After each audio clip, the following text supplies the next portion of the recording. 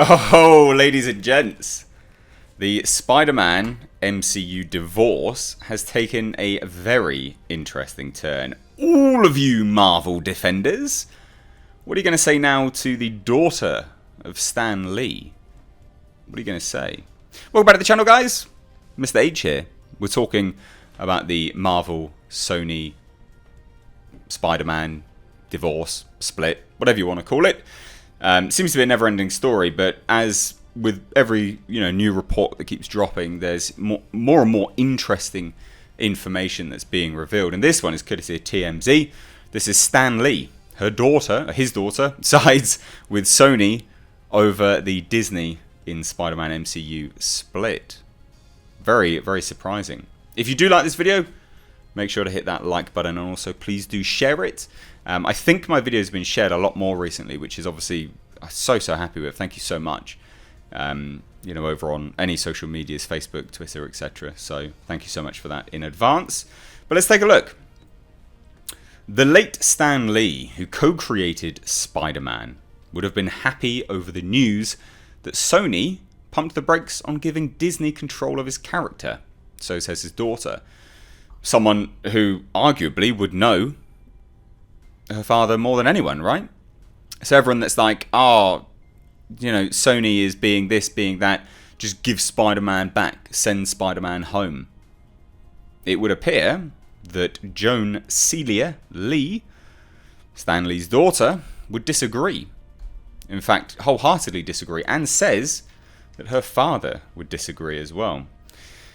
Most people can universally side with this, is that, the creator himself, the co-creator anyway, of Spider-Man, should have some say in it, and that is who Stan Lee is. So Sony's move to limit control over Spider-Man and potentially remove the superhero entirely from Disney's Marvel comic universe is one that was necessary and something Stan would have appreciated. So says his daughter, Joan Celia Lee.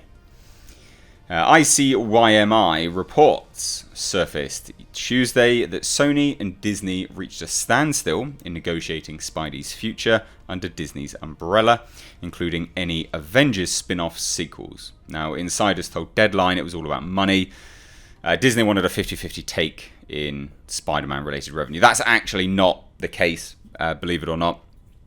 There's been some more reports by The Hollywood Reporter, who really is like Disney apologists anyway, especially with the framing of their article. I did another video on it today, linked here somewhere. Go check that video out. But apparently they just wanted a 30% stake, while still taking 100% revenue from toy sales, all merchandise sales, and not really contributing that much to the film itself. Surprising. So they also wanted Marvel honcho Kevin Feige to be the guiding hand, which, that makes sense. Well, Sony was reportedly not too down with that. They own the rights to Spider-Man, which they bought outright. I've said this in all the videos. They own it. They paid for it.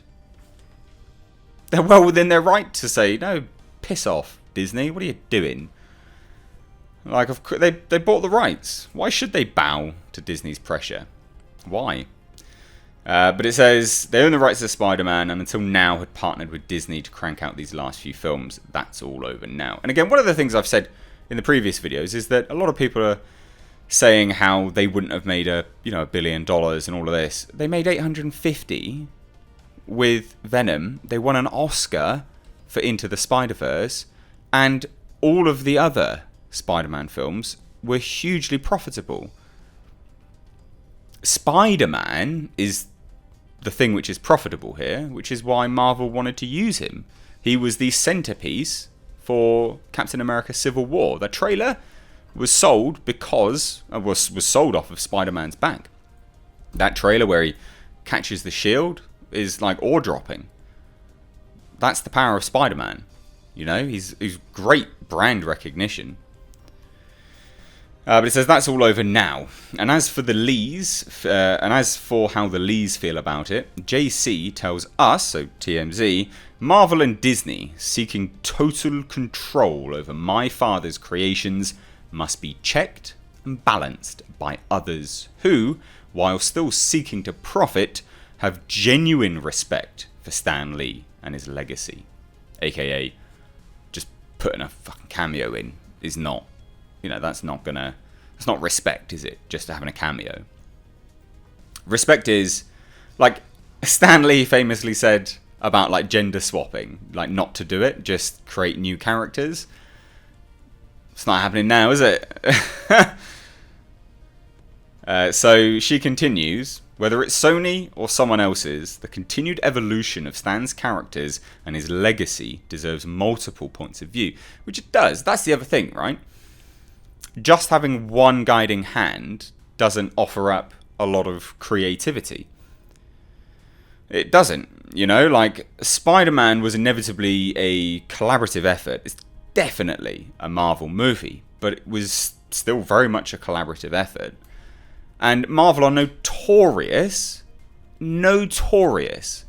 for not having their directors' creative freedom, allowed. They don't do it.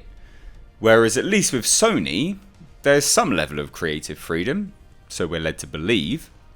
And just to have one company stifle that, and although I will admit Marvel is getting better at that now, they are, but they were renowned for years as just formulaic crap.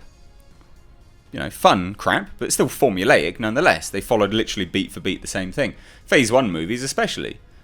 So it's good to have different people working on comic book characters. That's why it's such a shame now that you've got the likes of Fox under Disney's control. And yeah, Fox did not make a lot of good movies, but they made Logan. I love Logan. Now, that under Disney, would we have got the same film? No, we wouldn't. We wouldn't have. There's no way we would have got that film. And there's no way, realistically, now that we're going to get that film again. And the same with Deadpool. If Deadpool was under Disney's control, would we have gotten Deadpool? No, we wouldn't. We really wouldn't. So that's why it's really, really good to have other studios working in the superhero genre. And that's why I'm quite looking forward to Netflix, because they've got the rights to Millar, like Mark Millar's stuff. So it'll be really interesting to see what they do with all of that. But anyway, she continues, and this is where I think most people will go, oh, okay, yeah, let's listen up now. When my father died, no one from Marvel or Disney reached out to me. From day one, they have commoditized my father's work and never shown him or his legacy any respect or decency. That's the daughter of the man that all of you Disney apologists idolize. Are you... Obviously, you're going to bury your head in the sand and double down on your argument, but you should pay some heed to it, surely. That's a man that you all idolize. Now, JC's parting words to TMZ was, in the end, no one could have treated my father worse than Marvel and Disney's executives. Well, holy shit. Holy shit. Now, if that is not a scathing remark from the daughter of Stan Lee, I don't know what is. But like I say, it's really important that we have other people in the mix with superhero movies. DC fell apart because they were trying to replicate all of the Marvel stuff. And, well, they also fell apart because they also went the other way. They tried to do it too much too soon. And it's that trying to copycat mentality that leads to just a crap. You need creative freedom. You need different takes. Sony working with Spider-Man is good, I think. Marvel doing their own thing with the Marvel stuff is good as well. But again, like I ask you, if you really want everything to go back home, as you put it,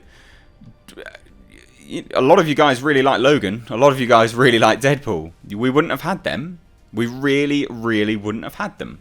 So there you go. That is the daughter of the co-creator of Spider-Man. Her comments about Disney being treated appallingly by Disney's executives, well, her father especially, by Marvel and Disney's executives. And apparently just saying that those cameos are pandering, which I would probably agree with, and not even being contacted when her father died. That's terrible stuff. So anyway, I'd love to hear your thoughts, so please do let me know down below in the comment section. If you are new here, hit subscribe. You can stay up to date on the world of pop culture and movie news by hitting the bell notification icon. Please do share this video if you enjoyed it, because I don't think anyone else has actually reported on this yet, and it would be great to get this out there. So thank you so much for that in advance. But as always, I've been Mr. H. Take care.